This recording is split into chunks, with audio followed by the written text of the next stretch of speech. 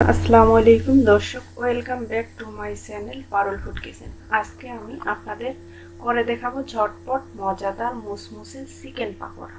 বিকেলের নাস্তা কিংবা সন্ধ্যার নাস্তায় অথবা মেহমানদারিতে সমানভাবে চাই। এছাড়া বাচ্চাদের মজাদার ও প্রোটিন সমৃদ্ধ চিকেন পাকোড়া। এই চিকেন পাকোড়া খেতে অসাধারণ হয়। সেই চিকেন পাকোড়া রেসিপিটা আমি কিভাবে বানিয়েছি সেটা আপনাদের সামনে শেয়ার করব। চলেন তাহলে শুরু করা যাক। এই চিকেন পাকোড়া আমি কিভাবে তৈরি করেছি। আমি এখানে চিকেন নিয়েছি, মুরগির হচ্ছে বুকের মাংস। আপনারা মুরগির যে কোনো ছলিট মাংস নিতে পারেন। এই মুরগির মাংসটাকে এখন আমি পিস পিস করে কেটে নিব। আপনারা চেষ্টা করবেন এই মাংসটা একটু ছোট আকারে কেটে নিতে, কারণ ছোট আকারে কেটে নিলে এই পাকোড়াটা খেতে দুর্দান্ত হয়। আমি এভাবে শেপ দিয়ে কেটে নিচ্ছি। সবগুলো যখন কেটে নেওয়া শেষ হবে, দেখতেই পাচ্ছেন আমি কিভাবে কেটে নিয়েছি। এখন এখানে আমি অ্যাড করে দিব একটা ডিম। ডিমটা ছিল আমার নর্মাল তাপমাত্রায়। এখন ডিমটাকে চিকেনের সাথে মিক্সড করে নিচ্ছি। এই কাজটা একটু ভালোভাবে করতে হবে।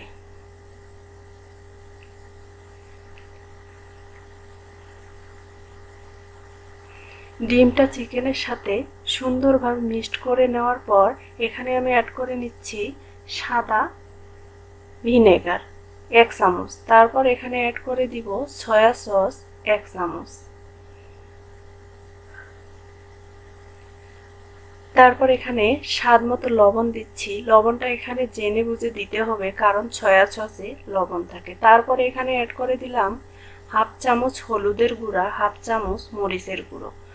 এগুলোকে চিকেনটার সঙ্গে ভালো করে মিক্সড করে নিচ্ছি।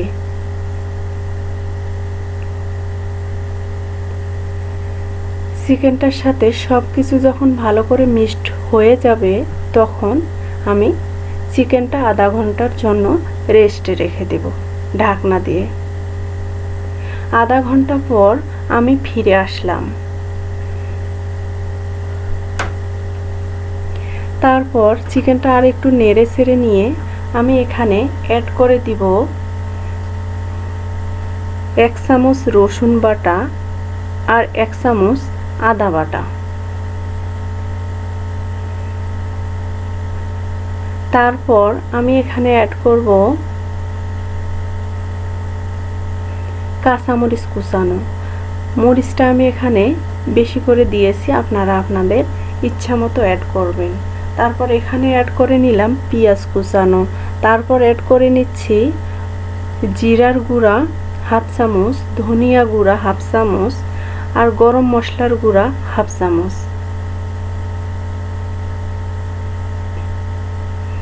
তারপর এখানে অ্যাড করব চালের গুঁড়া। আমি চালের গুঁড়া নিয়েছি 3 টেবিল চামচ। তারপর এখানে অ্যাড করে দিচ্ছি ময়দাও নিয়েছি আমি 3 টেবিল চামচ। আপনারা এখানে বেসন অ্যাড করতে পারেন, তবে আমি এখানে ময়দা অ্যাড করেছি। তারপর সব উপকরণ চিকেনটার সঙ্গে সুন্দর করে মেখে নিব।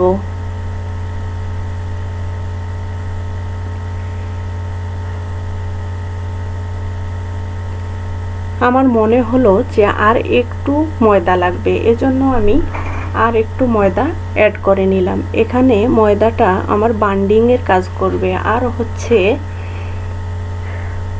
চালের গুঁড়াটা অ্যাড করেছি পকোড়াটা মুসমুসে হওয়ার জন্য। আমার মনে হলো এখানে আর একটু পানি অ্যাড করতে হবে, সেজন্য একটু পানি অ্যাড করে নিলাম। তারপর ভালো করে মিক্সড করে দেখলাম যে এখন আঠালো ভাব এসে গেছে চিকেনটায়। এখন পাকোড়ার জন্যে আমার চিকেনটা রেডি। এখন আমি চুলায় চলে আসলাম, ফ্রাই প্যান বসিয়ে দিয়েছি। ফ্রাই প্যানের তেল হালকা গরম হয়ে আসার পর আমি একে একে পাকোড়ার শেপ দিয়ে আমি ছেড়ে দিব তেলে।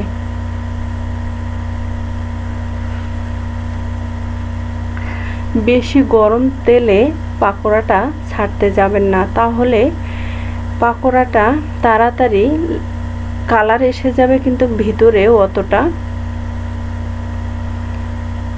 সফট হবে না বা উপর থেকে মুসমুসে হবে না। এভাবে সবকিছু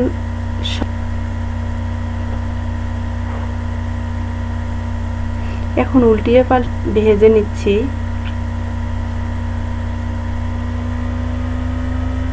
সুন্দর একটা কালার আসা অবধি অপেক্ষা করতেছি।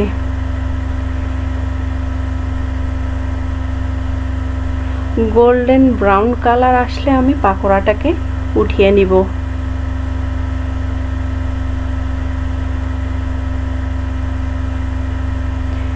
সুন্দর একটা কালার এসেছে, এখন আমি পাকোড়াটাকে উঠিয়ে নিলাম।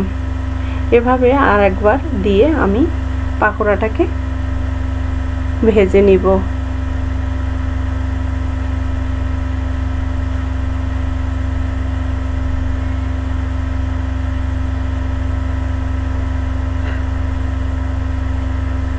এভাবে দুই ব্যাচে আমি পাকোড়াটাকে ভেজে নিয়েছি। এখন আপনাদের পরিবেশন করে দেখাবো। এই তো ঝটপট আমার চিকেন পাকোড়া রেডি হয়ে গেল।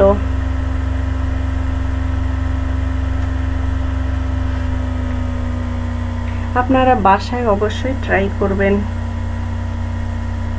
গরম গরম পাকোড়া পরিবেশন করছি টমেটো কেচাপ দিয়ে।